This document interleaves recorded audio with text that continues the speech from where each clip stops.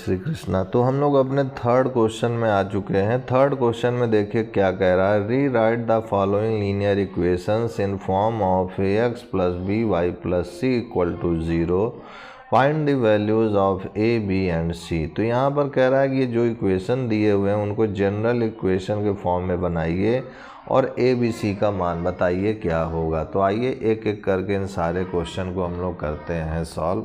तो सबसे पहले थर्ड का फर्स्ट पार्ट है, यहाँ पर ये कह रहा 5x है प्लस 6y बराबर 18 है और हमें जो है standard form ax plus by plus c equal to 0 के फॉर्म में हमें दिखाना है।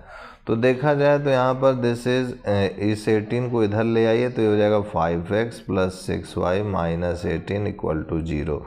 अब इससे कंपेयर कीजिए तो x के आगे 5 है, यहाँ x के आगे a है तो a बराबर 5 हो गया।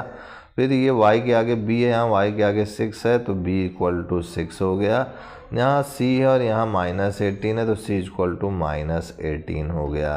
तो यही इसका आंसर हो जाएगा। सेकेंड पार्ट अगर इसका देखें तो कह रहा है 7x plus 8y plus 9 equal to 0 है। तो यहाँ पर भी देखें तो यहाँ पर जो है a का मान जो है 7 है, b का मान 8 है और c का मान 9 है। थर्ड पार्ट में अगर इसके आएँ और देखें तो ये कह रहा है 10m है प्लस 4n है प्लस 6 बराबर 0 है। तो यहाँ पर भी अगर कंपेयर करेंगे तो यहाँ पर mn के फॉर्म में तो am plus bn plus c equal to 0। तो इससे कंपेयर किया तो a का मान 10 आ गया, b का मान 4 आ गया और c का मान 6 आ गया। तो यही हमारा रिक्वायर्ड आंसर हो गया। थर्ड के बाद अगर फोर्थ की बात करें जैसे कि minus 7m plus 5n plus 10 equal to 0, तो यहाँ पर भी अगर कंपेयर करें am plus bn plus c equal to 0 से तो a का मान माइनस 7 आ गया, b का मान 5 आ गया, c का मान 10 आ गया। फोर्थ के बाद अगर फिफ्थ पार्ट पे आएँ तो फिफ्थ पार्ट कह रहा है 4y plus 10z minus 12 equal to 0। तो यहाँ पर भी अगर ax plus by plus c equal to 0 से कंपेयर करें तो a का मान 4 हो गया, b का मान 10 हो गया और c का मान माइनस 12 हो गया। और ये सिक्स्थ पार्ट एक लास्ट पार्ट बचा है जिसमें कह रहा 4y plus 10z plus 12 equal to 0। अच्छा, यहाँ पर देखा जाए तो यहाँ पर x y z के टर्म है तो आप इसको y कर लीजिए और इसको z कर लीजिए, कोई दिक्कत नहीं है, कन्फ्यूज़न की बात नहीं है और ये वही आंसर देगा। यहाँ पर भी वही कीजिए, this is ay plus bz plus c equal to 0।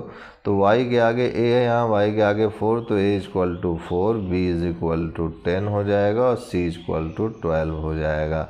यही हमारा हो गया। अब इसके बाद एक्सरसाइज तो ख़त्म हो गया लेकिन कुछ क्वेश्चन मैं अपनी तरफ से दे रहा हूँ। जैसे कि मान लीजिए हमारा हो जाए x/2 हो जाए माइनस y/3 हो जाए और इज इक्वल टू 4 हो जाए।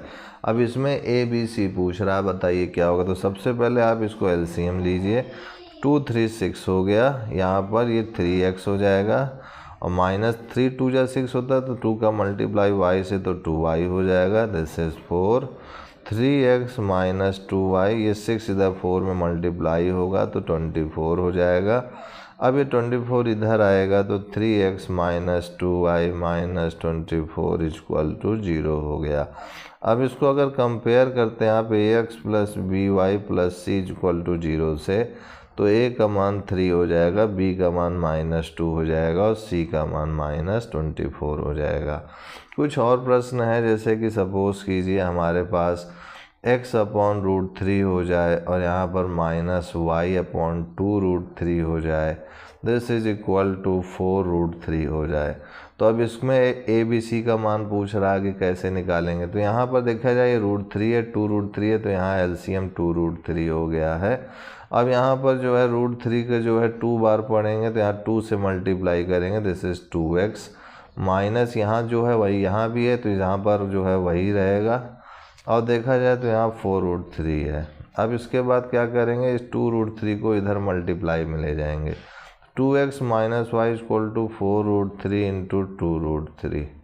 अब इसका मल्टीप्लाई कर दीजिए तो 4 2 जा 8, √3 का √3 से गुणा करेंगे तो 3 ही आएगा और this is 2x minus Y. तो 2x माइनस वाई बराबर 24, तो 2x minus y minus 24 is equal to 0। तो ये जो आया है हमारा यही रिक्वायर्ड आंसर हो जाएगा।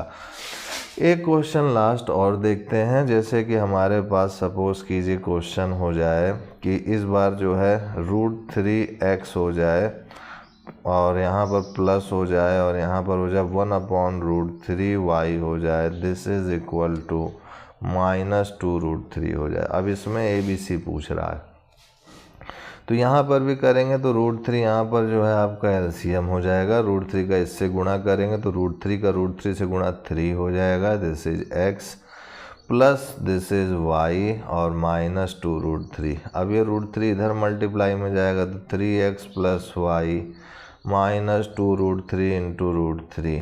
तो √3 से √3 का मल्टीप्लाई कर दिए तो ये 3 आ गया और ये 3x प्लस वाई वैसे ही रहने दिए। तो ये 2 3 जा 6 हो गया, तो यहाँ हो जाएगा 3x plus Y equal to -6। -6 इधर आ जाएगा तो 3x हो जाएगा और ये इधर आए प्लस वाई प्लस 6 बराबर 0। तो यहाँ पर देखा जाए तो ये इक्वेशन हो गई हमारी और ये a का मान जो है 3 हो गया और b का मान 1 हो गया, c का मान 6 हो गया और यहाँ पर a का मान 2 है, इस वाले में b का मान -1 है और c का मान -24 है। तो उम्मीद करते हैं आपको ये चीज़ समझ में आ गया होगा। आज के लिए इतना ही मित्रों भाइयों, तब तक के लिए जय गुरुदेव, जय Shri Krishna. I will see you next time.